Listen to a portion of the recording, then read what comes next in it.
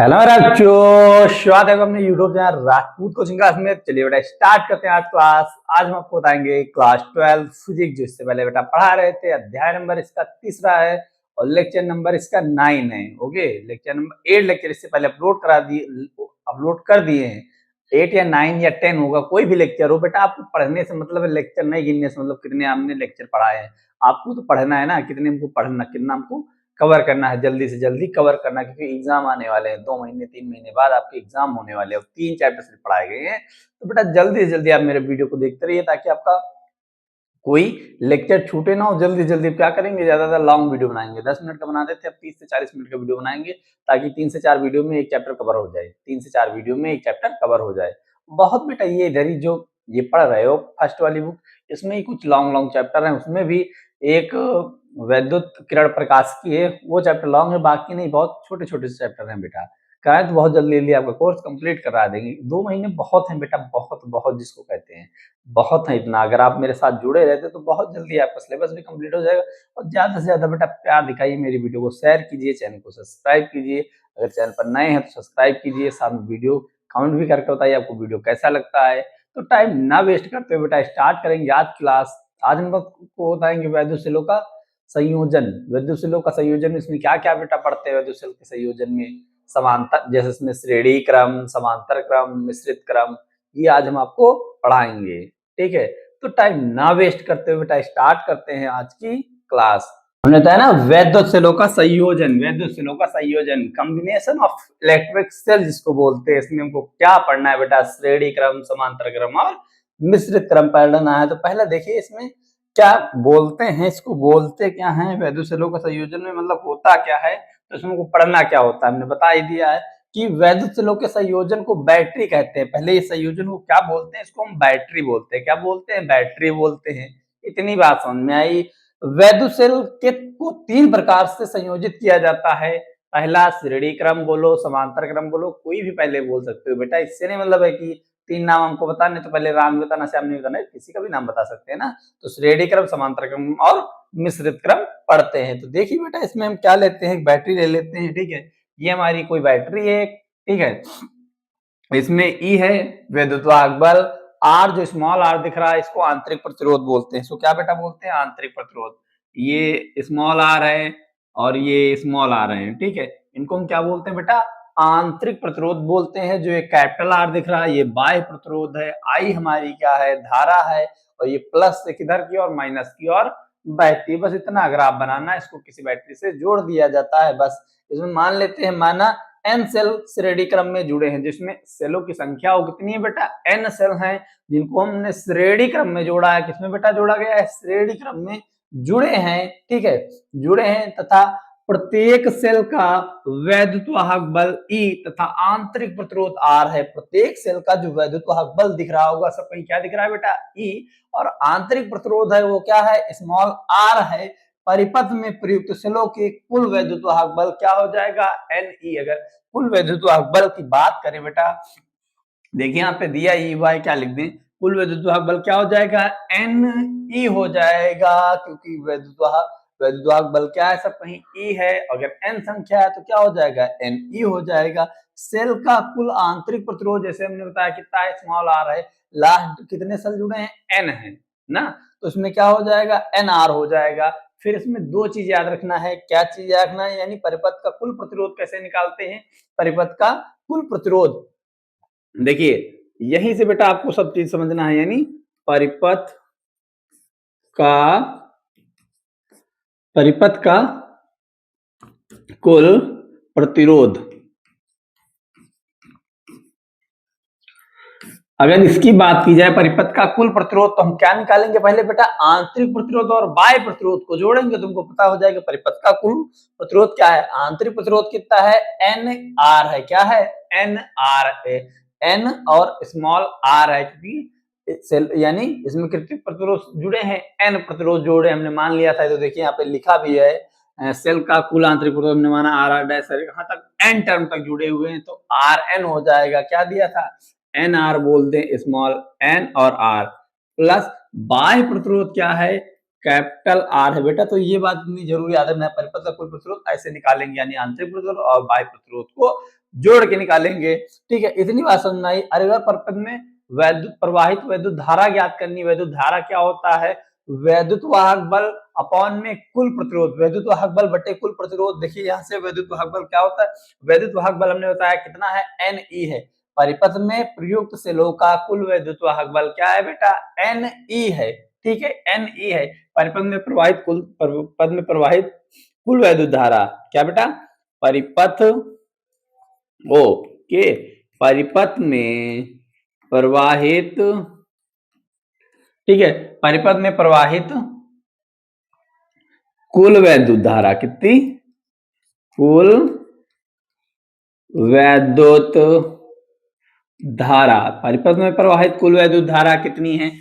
कुल वैद्युत धारा। तो क्या हो जाएगा? कुल वैद्युत वाहक बल। कुल वैद्युत वाहक बल क्या है बेटा? NE अपॉन में क्या होगा? परिपथ का कुल प्रतिरोध क्या है? तो small nr plus capital R। तो ये बेटा आपका फार्मूला निकल के आता है, ये फार्मूला निकल के आता है। इसमें बस आपको दो कंडीशन बतानी है। कितनी कंडीशन बतानी है? तीनों में आपको दो दो कंडीशन रखनी है। फिर हम आपको बताते हैं क्या क्या करना है। तो पहले ये फार्मूला याद करिएगा, कुल परिपथ में प्रवाहित कुल वैद्युत धारा। तो इसको वैद्युत धारा को किससे लिख सकते हो? I बराबर लिख सकते हो। कैसे? I बराबर, यानी तो क्या हो जाएगा? NE अपॉन में NR प्लस कैपिटल R। अगर बताया गया, पहली कंडीशन नोट डाल के लिखिए। पहली कंडीशन क्या है? यानी केस पहले फर्स्ट केस में हमने क्या माना? देखिए, यदि इफ जिसको बोल दे, पहले केस में अगर इन्होंने क्या कहा कि जो NR है, क्या बेटा? स्मॉल NR लेस देन है कैपिटल R से। ओके, तो जब हमने मान लिया NR बेटा प्लस R है, लगभग, इसको क्या बोलते हैं? लगभग, कौआ जैसे उड़ा देते इसको, लगभग इसका मान कितने बराबर हो जाएगा? R के बराबर। ठीक है, तो यानी जहां पे आपको NR दिख रहा है, इसको हम समीकरण मान ले, जो समीकरण 1 मान लो। ठीक है, चलिए अब कलर चेंज कर देते हैं इसका। ओके, देखिए बेटा, जहां पे आपको समीकरण 1 दिख रहा है NR, ओके, और प्लस NR प्लस R, उसके स्थान पे आपको कितना रख देना है? कैपिटल R रख देना। क्या मान रख देना बेटा? Capital R। तो I बराबर यहां से आपको क्या मिल जाएगा समीकरण 1 में? यानी NE अपॉन में क्या रखना है? कैपिटल R रखना है। तो ये पहली कंडीशन निकल के आ जाएगी। ठीक है, जब आप ऐसा रखेंगे, ऐसा देखिए, फिर यहां से हमने क्या बता सकते हैं? ये तो बड़ा बड़ा लिखा है, देखो हमने जब इसका मान रख दिया, फिर इसको n अलग कर दे, E अपॉन R। तो n क्या है? सेल से प्राप्त वैद्युत धारा है। क्या है? n इंटू सेल से प्राप्त वैद्युत धारा। यह संयोजन लाभप्रद है। यह संयोजन कैसा है बेटा? लाभप्रद है। आपको इतना बता देना है बस, और कुछ ये सब फालतू की चीजें कुछ भी नहीं लिखना है, इतना बेटा बता देना तो हमारा ये आ जाएगा। कंडीशन नंबर दूसरी क्या है? अगर हमने बता दिया कि बेटा क्या इसका मान, जैसे हमने बताया था ये लेस है, फिर अगर हम बेटा यहाँ से बता दें कि जो NR है इसका मान ग्रेटर है कैपिटल R से, तो जो NR है क्या बेटा? NR प्लस R लगभग ना, लगभग किसके हो जाएगा? NR के। किसके हो जाएगा? NR के। तो समीकरण 1 में फिर से इसका मान रख दीजिए। तो I बराबर बेटा हो जाएगा, क्या हो जाएगा? NE अपॉन में NR। तो इस N से N कट जाएगा, तो I बराबर आपका आ जाएगा, I बराबर कितना आ जाएगा? E बाई R आ जाएगा, E अपॉन R आ जाएगा। कितना आया? E अपॉन R आया। एक सेल से प्राप्त वैद्युत धारा है। क्या है? ये क्या है? एक सेल से प्राप्त धारा। यह संयोजन व्यर्थ है। ये संयोजन कैसा होता है? व्यर्थ होता है बेटा, सामने आ गया होगा। रिपीट कर देते हैं। सबसे पहले आपको इसमें क्या बताना था कि माना n सेल श्रेणी क्रम में जोड़ा गया, जिसमें सेल कितने हैं? n सेल जोड़े गए हैं। ठीक है बेटा, फिर हमने माना तथा प्रत्येक सेल का वैद्युत वाहक बल E है, वैद्युत वाहक बल E है तथा आंतरिक प्रतिरोध R है।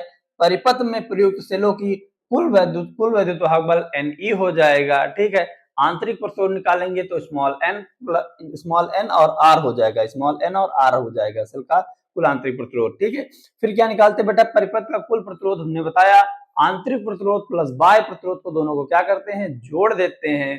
ठीक है, फिर क्या निकालते हैं, परिपथ में कुल प्रवाहित वैद्युत धारा, तो वैद्युत धारा I बराबर कुल वैद्युत वाहक बल बटे में कुल प्रतिरोध, तो यहाँ से निकाल लोगे I बराबर NE अपॉन में NR प्लस कैपिटल R। फिर यहाँ से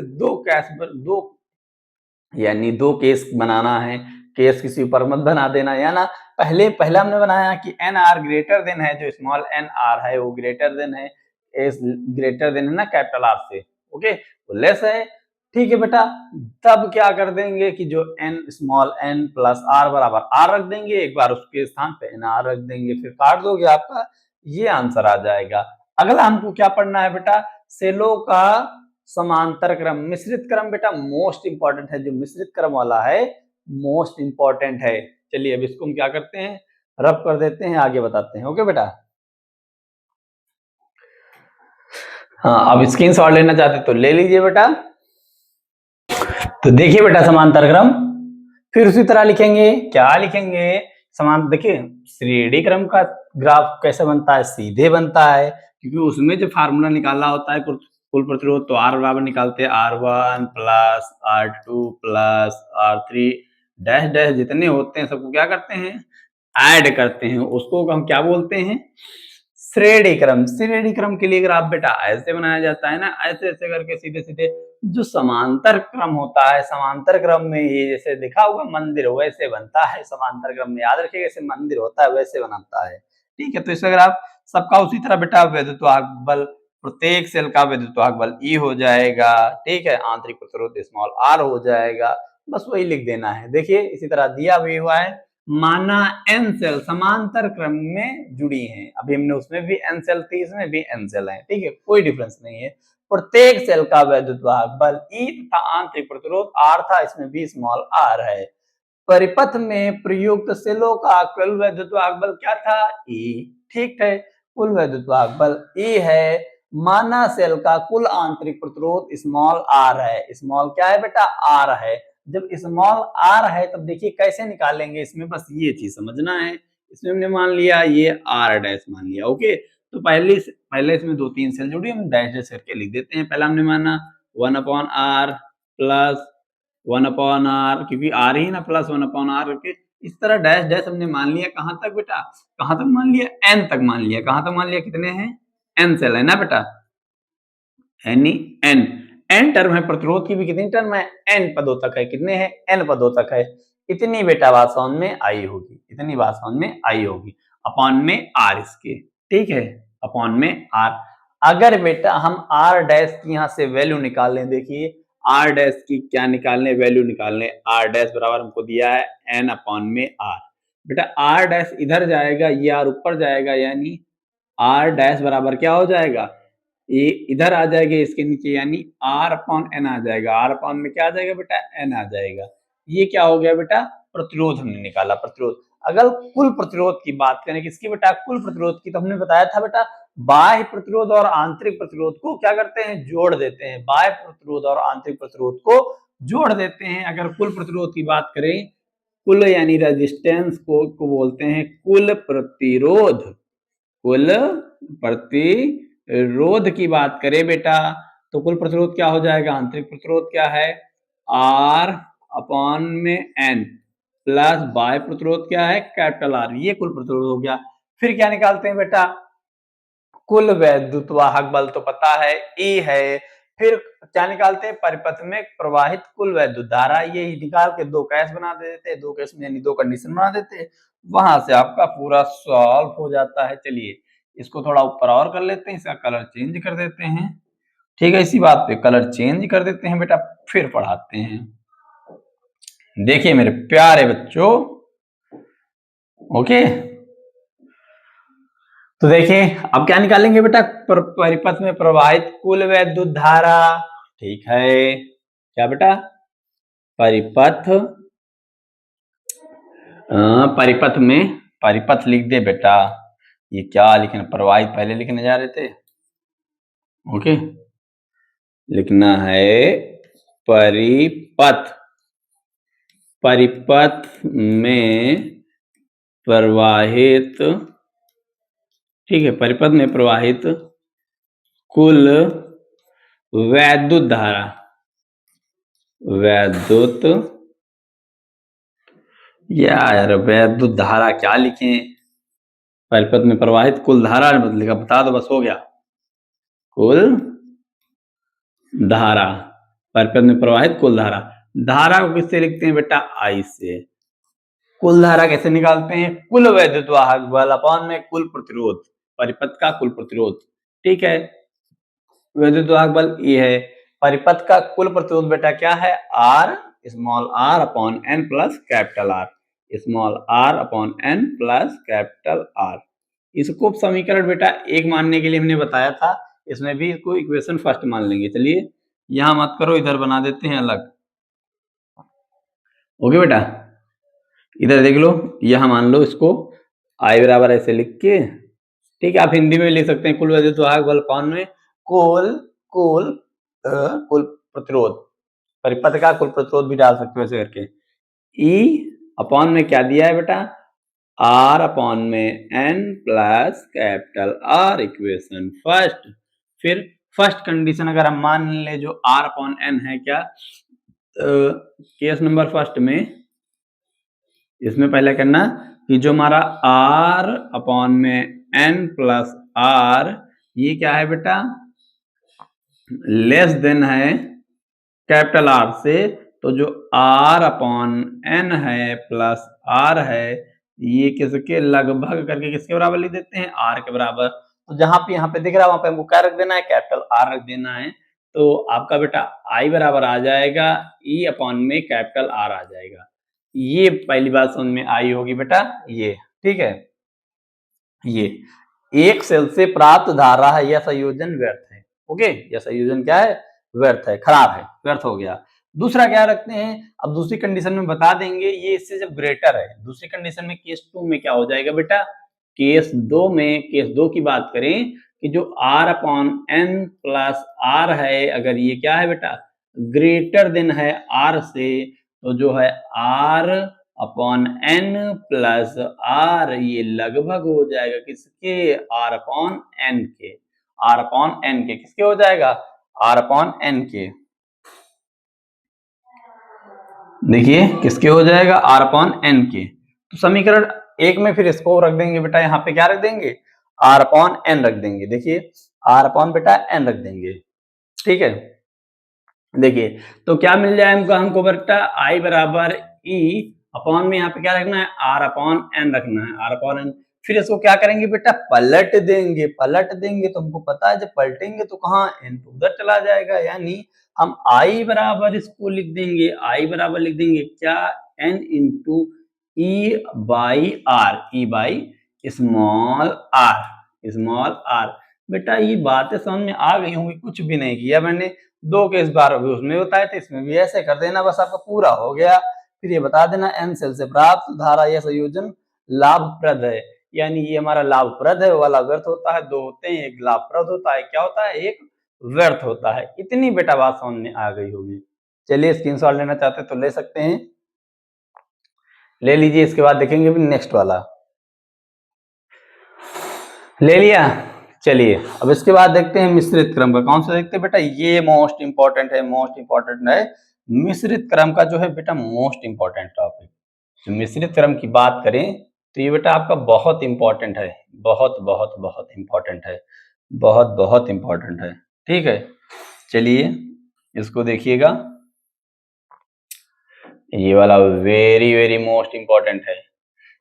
इसमें समांतर क्रम और श्रेणी क्रम दोनों का कंबाइन यानी कॉम्बिनेशन करके ये बनाया जाता है, दोनों का कॉम्बिनेशन करके बनाया जाता है। देखते रहिएगा बेटा, समझिए क्या दिया है मिश्रित क्रम में, माना प्रत्येक सेल का वैद्युत वाहक बल, फिर उसी तरह ई लेंगे आंतरिक, तो क्या लेते हैं, स्मॉल आर ले लेते हैं। ये मिश्रित क्रम का, इसमें दोनों है, समांतर क्रम भी जुड़ा हुआ है और श्रेणी क्रम भी जुड़ा हुआ है, इनके कॉम्बिनेशन से एक बनी हुई, जिसको हम बोलते हैं मिश्रित क्रम बोलते हैं। क्या बेटा बोलते हैं, मिश्रित क्रम में संयोजन, सेलों का संयोजन पढ़ते हैं, ठीक है। एक पंक्ति में लगे सेल का वैद्युत वाहक बल क्या है, एन ई है, क्या हो जाएगा, एन ई हो जाएगा। चलिए ये हो गया। पंक्ति समांतर क्रम में जुड़ी है, इसलिए परिपथ का कुल वैद्युत वाहक बल भी एन ई है, ठीक है। एक पंक्ति में लगे सेलों का आंतरिक प्रतिरोध, आर आर करके कहां तक ले लेते हैं, आर लास्ट में एन पद तक ले लेते हैं, एन आर हो जाएगा। क्या हो जाएगा, एन आर। फिर क्या निकालते थे बेटा, कुल प्रतिरोध निकालते हैं ना बेटा, कुल प्रतिरोध निकाल लेते हैं। तो एम पंक्ति में लगे, इसमें एम पंक्तियां हैं, एम पंक्ति में लगे सेलों का कुल आंतरिक प्रतिरोध तो कैसे निकालेंगे, देखिए कुल आंतरिक प्रतिरोध तुम कैसे फिर उसी तरह निकालेंगे, 1 में आर डैश बेटा, 1 में आर डैश। पहला क्या बताया गया, एन आर है, कितना है, एन आर है ना, तो इसको हम कहां तक लिख देंगे, डैश डैश करके एम तक लिख देंगे, कहां तक, एम पंक्ति है ना बेटा। तो ये N R plus 1/NR plus 1/NR, ठीक है, प्लस डैश डैश करके एम पंक्ति है, एम अपॉन में एन और आर। इतनी बेटा बात समझ में आई होगी, इतनी बात समझ में आई होगी। फिर हम क्या करते हैं, जो आर डैश यहाँ पे लेते हैं, इसकी क्या निकालते हैं बेटा, वैल्यू निकालते हैं, इसकी क्या करते हैं, वैल्यू निकालते हैं। तो चलिए वैल्यू निकाल के बताते हैं कैसे, कि 1/R डैश अपॉन में एम अपॉन में बेटा क्या है, एन आर है। चलिए आर डैश उधर जाएगा, एन आर ऊपर आ जाएगा, एम नीचे आ जाएगा, यानी आर डैश की जो वैल्यू हो जाएगी बेटा क्या हो जाएगी, एन आर अपॉन में एम हो जाएगी। ये क्या आया है, परिपथ का बेटा कुल, परिपथ का प्रतिरोध आया है, आंतरिक प्रतिरोध। ये क्या है, परिपथ का आंतरिक प्रतिरोध है बेटा। जब हम बात करेंगे कुल प्रतिरोध की, बात करेंगे बेटा किसकी, कुल प्रतिरोध। चलिए बात करते हैं कुल प्रतिरोध की, ठीक है। परिपथ में जब कुल प्रतिरोध की बात करें, किसकी, कुल प्रतिरोध, ठीक है बेटा, समझिए कुल प्रतिरोध क्या होता है। कुल प्रतिरोध आपको पता है बेटा, आंतरिक प्रतिरोध एन आर अपॉन में एम, ठीक है, और बाह्य प्रतिरोध क्या है, कैपिटल आर है ना। तो ये क्या हो जाएगा, परिपथ का कुल प्रतिरोध हो जाएगा, ठीक है। कुल प्रतिरोध होने के बाद हम क्या निकालते हैं बेटा, अतः परिपथ में प्रवाहित धारा निकालते हैं। परिपथ में प्रवाहित धारा क्या होती है, वैद्युत वाहक बल अपॉन में परिपथ का कुल प्रतिरोध, आंतरिक नहीं कुल प्रतिरोध। तो इसमें वैद्युत वाहक बल क्या है बेटा, NE है, कुल वैद्युत वाहक बल क्या है, NE अपॉन में कुल प्रतिरोध कितना है परिपथ का, NR अपॉन में M। देखिए ये बेटा बात समझिएगा, बहुत इंपॉर्टेंट है, बहुत इंपॉर्टेंट। तो ये I बराबर क्या हो जाएगा, कुल वैद्युत वाहक बल NE, ठीक है, कुल वैद्युत वाहक NE, और कुल प्रतिरोध कितना है, NR अपॉन में M है बट प्लस R है, प्लस R है।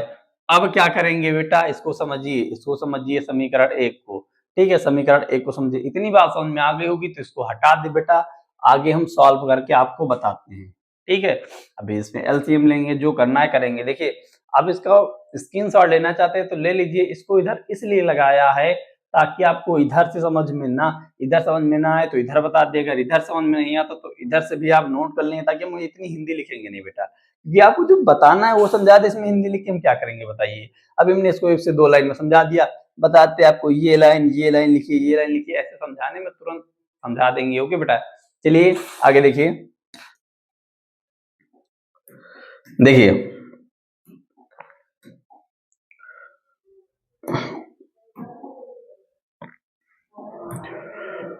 देखो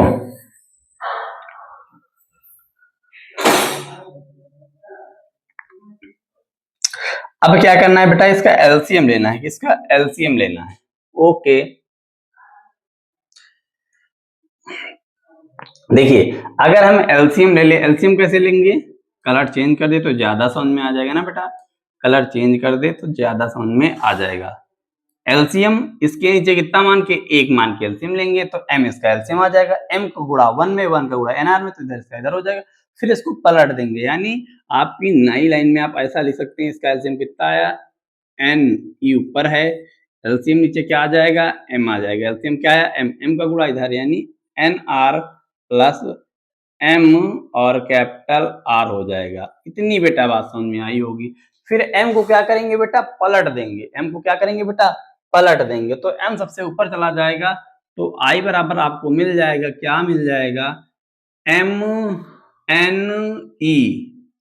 एन ई अपॉन में क्या हो जाएगा, N R plus capital R. ये बात बेटी समझिए मेरी, इसको हम समीकरण 1 मानेंगे, वहां पे नहीं, हम इसको बेटा समीकरण 1 मानेंगे। अब देखिए कहां पे क्या पुट करते हैं, जो एन आर है, जो एन आर है, ओके बेटा, इसमें एम तो लिखा नहीं, सॉरी सॉरी सॉरी, देखिए बेटा यहाँ से एम है ना बेटा, एम और आर, इसके स्थान पे हमको पुट क्या करना है, पुट ये करना है। कैसे पुट करना है चलिए बताते हैं। उसको सॉल्व करेंगे तो यहाँ पे हमको क्या पुट कर देना है, ठीक है। देखिए हमने माना इसको, देखिए पहले इसको तुम बेटा ऊपर भेज देते हैं, इसको इधर साइड में लगा दिए। चलिए बताते हैं, जैसे हमने इनको इसके स्थान पे इतना क्यों पुट कर लिया, ठीक है, कि जहां पे N R plus M R है तो उसके स्थान पर हम ये क्यों पुट कर सकते हैं, जो ये आपको दिया हुआ है ये कैसे पुट कर सकते हैं। ओके, तो बेटा इसके लिए हमने बताया है कि इसको हम क्या क्या करके लिख सकते हैं, इसलिए ये चीज यहाँ पर हम यूज करेंगे।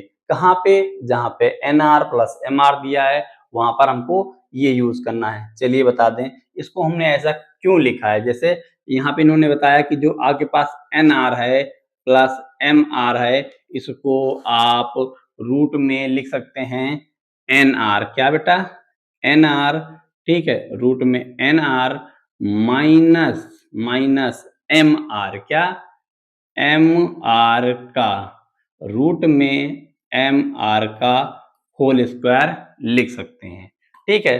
अब क्या करें, इसको जब हम ओपन करेंगे तो बेटा क्या आएगा, क्या आपका आ जाएगा, ठीक है। वो फार्मूला बताया गया, इन्होंने नीचे गलत बताया हुआ है, ये वाला मत नोट करिएगा, होना चाहिए ये वाली लाइन में मत नोट करिएगा आप, ये लाइन बेटा मत नोट करिएगा, ये लाइन मत नोट करिएगा। इसके स्थान पर हम बेटा ये वाला रख देंगे। कैसे रखेंगे, इन्होंने बताया हुआ है, उसको पूरा सॉल्व करके, उससे आपका कोई मतलब नहीं होने वाला है। इसको यानी हम ये लिख देंगे तो ये कैसे आ जाएगा, ये कोई मतलब नहीं बेटा, हम ये बता देते हैं ना इसको हमने ऐसा क्यों लिखा। अगर जैसे ये है तो इसको हम ऐसा क्यों लिख सकते हैं और फिर जाके हमारा यही आएगा, कैसे आएगा तो वो भी सॉल्व कर देते हैं। देखिए हमारा ये बेटा क्या बन जाता है, फार्मूला बन जाता है, ए माइनस बी का होल स्क्वायर बन जाएगा। क्या बन जाएगा, ए माइनस बी का होल स्क्वायर। अगर ओपन करें तो क्या आ जाएगा बेटा, एन आर का यानी ए स्क्वायर प्लस बी स्क्वायर, क्या हो जाएगा, प्लस बी स्क्वायर हो जाएगा। फिर क्या आता है, माइनस का 2ab आता है, माइनस का क्या आ जाएगा, 2ab, 2 हो गया। a की वैल्यू क्या हो जाती है बेटा, रूट में क्या है, एन आर है, रूट में एन आर है, इनटू इनटू क्या है, एम आर है, क्या है, रूट में एम आर है, रूट में एम आर है। इतनी बेटा बात समझ में आई होगी। चलिए इतनी बात समझ में आई होगी। अगर बेटा हम इसका स्क्वायर हटाते हैं, स्क्वायर हटाएंगे, ठीक है, क्या करेंगे बेटा, अगर इसका स्क्वायर हटाएंगे तो स्क्वायर से रूट कैंसिल हो जाएगा, क्या आ जाएगा हमारा, एन आर आ जाएगा प्लस एम आर आ जाएगा, क्या आ जाएगा बेटा, एन आर आ जाएगा प्लस एम आर आ जाएगा।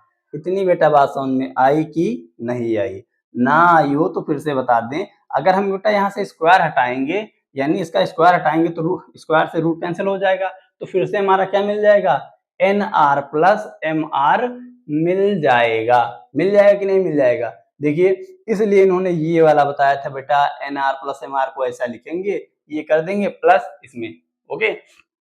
देखिए ये आ गया, फिर इसको हमने क्या भी लिखने को बताया, फिर इसमें हम प्लस का, देखिए ए प्लस का 2 जोड़ रहे हैं, क्या कर रहे हैं, इसको सॉल्व करेंगे तो यानी हमारा ये आ जाएगा, क्या,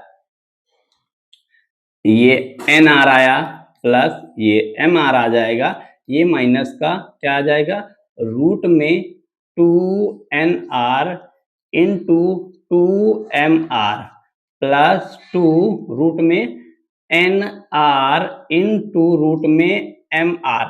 ये अब देखिए बेटा जो ये दिख रहा है उसको हम ये लिख सकते हैं, हमने बताया ना क्यों लिख सकते हैं, यानी इसको हटा के ये क्यों लिख सकते हैं, क्योंकि हमको बेटा पता है, हमको क्या पता है, अगर खोलेंगे फिर से हमको यही आ जाएगा। कैसे, अब ये माइनस का है, ये प्लस कट गया, तो फिर इसको क्या, N R plus M R ही आ गया कि नहीं आ गया, आ गया कि नहीं आ गया, वही आ गया ना। तो बेटा इसको हमको ये यूज करेंगे, इसके जहां पे आपको ये दिख रहा है N R plus M R, उसके स्थान पर हम ये यूज करेंगे, प्लस का 2mr यूज कर लेंगे।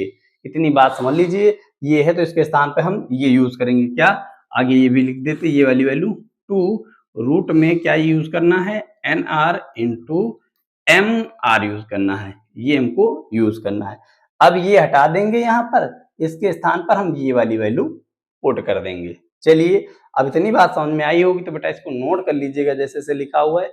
आगे देखिए, फिर क्या निकालते हैं बेटा, अधिकतम मान के लिए निकालते हैं, जो ये यहाँ से लेंगे NR और MR, फिर इसके अधिकतम मान के लिए निकालेंगे, फिर यहाँ से हम वैल्यू निकाल देते हैं कैपिटल R की।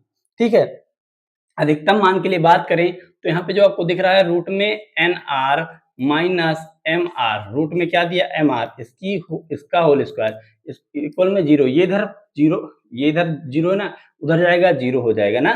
फिर NR माइनस का रूट में MR बचेगा इक्वल 0, ये इधर माइनस का उधर जाएगा प्लस का, तो इधर NR है और इधर प्लस का हो जाएगा MR। फिर बेटा देखिए दोनों साइड रूट है तो रूट से रूट कैंसिल हो जाएगा, रूट से रूट कैंसिल हो जाएगा तो क्या है बेटा NR आया और ये क्या आ जाता है MR। अगर R की वैल्यू निकालें तो क्या आ जाएगा NR अपॉन में बेटा MR आ जाएगा। इतनी बेटा बात समझ में आई होगी, इतनी बात समझ में आई होगी। ठीक है, देखिए अपॉन में ये M आ जाएगा।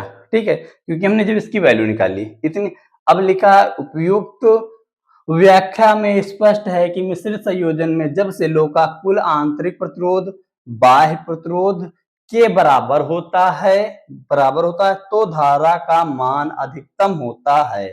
ठीक है, अब यही हमको पुट कर देना है, मैक्सिमम मान लेके और मिनिमम मान लेके पुट करोगे तो मैक्सिमम के लिए ये आएगा, मिनिमम के लिए ये आएगा। ये कैसे आया है बेटा ये भी बता देते हैं। अब इतना सब नोट कर लीजिए, आगे हम इसको आपको सॉल्व करके बताते हैं हमने इसमें ये सब कैसे आया हुआ है। ये समझ में आ गया होगा, अधिकतम मान कैसे मिनिमम, इसके लिए न्यूनतम मान हमने कैसे निकाला, हमने बताया ना। इस वाले को ले लेते हैं रूट वाले को, फिर इसका रूट उधर भेज देंगे, 0 हो जाए, इधर माइनस का उधर गया प्लस, फिर दोनों बच्चों में क्या करेंगे ओवर कर दीजिए डायरेक्ट। हमने या ओवर करोगे इसकी पावर 1/2 इसकी पावर 1/2 सेम सेम कट जाएगी ना, दोनों साइड से पावर सेम सेम मोटी तो कट जाएगी, हटा दें ओवर कर दें। फिर यहाँ से कैपिटल R की वैल्यू निकाल लिए, फिर ये कहाँ से निकल के आया ये भी बता दें, इसमें हमने ये क्या यूज किया, फिर आपका ये बन के आया हुआ है। तो बेटा अब इसको हम रब करने जा रहे हैं। ठीक है,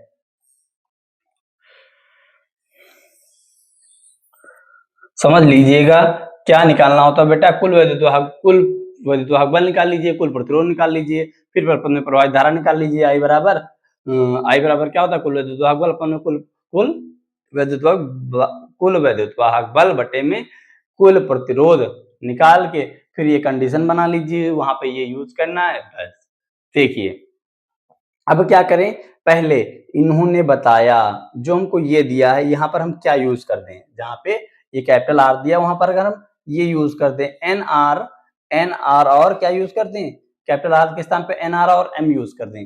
जो आपको बेटा I बराबर दिया हुआ था, I बराबर क्या था MNE, ठीक है, अपॉन में NR और M और कैपिटल R। आपने जो R की वैल्यू निकाली है, इसको क्वेश्चन फर्स्ट मान के R की जो वैल्यू निकाली है यहाँ पे आपको क्या रखना है, NR अपॉन में M रखना है, NR अपॉन में M रखना है। चलिए जब मैक्सिमम के लिए निकालेंगे क्या लेंगे I, जब मैक्सिमम होगा हमारा मान कैसा होगा अधिकतम, जब मैक्सिमम लेंगे। ठीक है, तो यहाँ पे क्या आ जाएगा M है बेटा, N है, E है, ओके, NR यहाँ पे क्या रख देना है बेटा, हमको क्या रखना है NR अपॉन में M रखना है, ये रखना है ना बेटा। फिर इसको बेटा हमको क्या कर देना है, सॉल्व कर देना है, इसको हमको क्या करना है सॉल्व कर देना है। ये हो गया, फिर जहां पे NR है उसको हमने NR बराबर क्या हो गया MR बराबर हो गया, NR बराबर MR हो गया, तो यहाँ पर भी तो आ जाएगा बेटा, यहाँ पर भी तो चेंज हो जाएगा, यहाँ पर भी क्या आ जाएगा M आ जाएगा। ठीक है, फिर देखते हैं दोनों में एलसीएम सेम है, क्या दिख रहा है दोनों का एलसीएम सेम दिख रहा है ना, तो नीचे हम M लिख लेंगे, क्या लिख लेंगे, ऊपर वाला M है और NE है, नीचे क्या आ जाएगा बेटा NR ना प्लस NR अपॉन में क्या है बेटा M आया। इतनी बात समझ में आई, इसको सॉल्व किए बेटा ये क्या आ गया हमारा M आया। फिर हमको पता है कि NR प्लस NR 2NR हो जाएगा, कितना हो जाएगा 2NR हो जाएगा, यानी ऊपर बेटा MNE है, नीचे वाली लाइन है हमारी 2NR आया, नीचे भी क्या है बेटा इसके M। अगर बेटा हम M से M को हटा दें, देखो अच्छा M तो ऊपर दिया है NE के स्थान पर हटा दिया यानी उसके स्थान पर भी m यूज कर लिया, उसके स्थान पर भी क्या दिया था, अच्छा m को यहाँ से हटा देना है, उसके स्थान पर nr यूज कर लेना है। क्या यूज कर लेना है, nr यूज कर लेना है। nr जब यूज कर लोगे तो m तुम्हारा कहाँ चला जाएगा, सबसे ऊपर चला जाएगा, यानी यहाँ पे जब ne आया, ne आ जाएगा, ठीक है। फिर यहाँ पे 2nr अपॉन में m, तो इस m को ऊपर भेज दो तो तुम्हारा बराबर आ जाएगा, क्या आ जाएगा, m ne बटे में 2nr आ जाएगा, ये आपका निकल के आ जाएगा बेटा, बस यही फार्मूला निकल के आता है। या अभी और कुछ कर सकते हो, क्या कर सकते हो, जो n दिख रहा है n से काट दीजिए तो me हो जाएगा ना बेटा, तो हो जाएगा me अपॉन में 2r। चलिए ये फार्मूला निकल के आ गया, समझ में आ गया होगा, ना आया हो तो बेटा एक बार और रिपीट कर देते हैं कि जो nr प्लस mr दिया उसको आप में रूट में आपको लिख लेना है, nr प्लस mr प्लस 2 का ये लिख लेना है, हमको क्या लिख लेना है, ये लिख लेना है, उसके स्थान पे हमको ये यूज कर लेना है। हमने बताया ना, जब फार्मूला खोलोगे ओपन करोगे तो ये आएगा, फिर ये हमारा क्या हो जाएगा, कैंसिल हो जाएगा, कैंसिल हो जाएगा, a माइनस बी का होल स्क्वायर बना के सॉल्व करोगे कैंसिल हो जाएगा, ठीक है। जब कैंसिल हो जाएगी फिर निकल के तुम्हारा nr प्लस mr ही आएगा, हमने बताया था ना निकल के कैसे आएगा। फिर यहाँ से nr प्लस mr के लिए न्यूनतम मान के लिए इक्वल में इसको 0 रख देते, ये इधर माइनस हो जाएगा प्लस, दोनों पक्षों में वर्क कर दीजिए, r की वैल्यू निकाल दीजिए, कैपिटल R की वैल्यू निकाल दीजिए, यहाँ पे कैपिटल R है वहाँ पे ये वाला यूज कर लीजिए, ओके, जहाँ पर ये है बेटा वहां पर क्या इसको यूज कर देना है। फिर प्रयुक्त धारा एनी, फिर नीचे इसमें इसी तरह सॉल्व कर लीजिए मान रख के, फिर आपका आंसर आ जाएगा, ठीक है। अगर ये मेरी क्लास अच्छी लगती है तो वीडियो को लाइक कीजिएगा, चैनल पर पहली बार आए तो सब्सक्राइब कीजिएगा बेटा, साथ में हमें कमेंट कर जरूर बताएं आपको वीडियो कैसी लगी। तो बेटा मिलते हैं नेक्स्ट क्लास में, वीडियो देखने के लिए धन्यवाद, thanks for watching this video.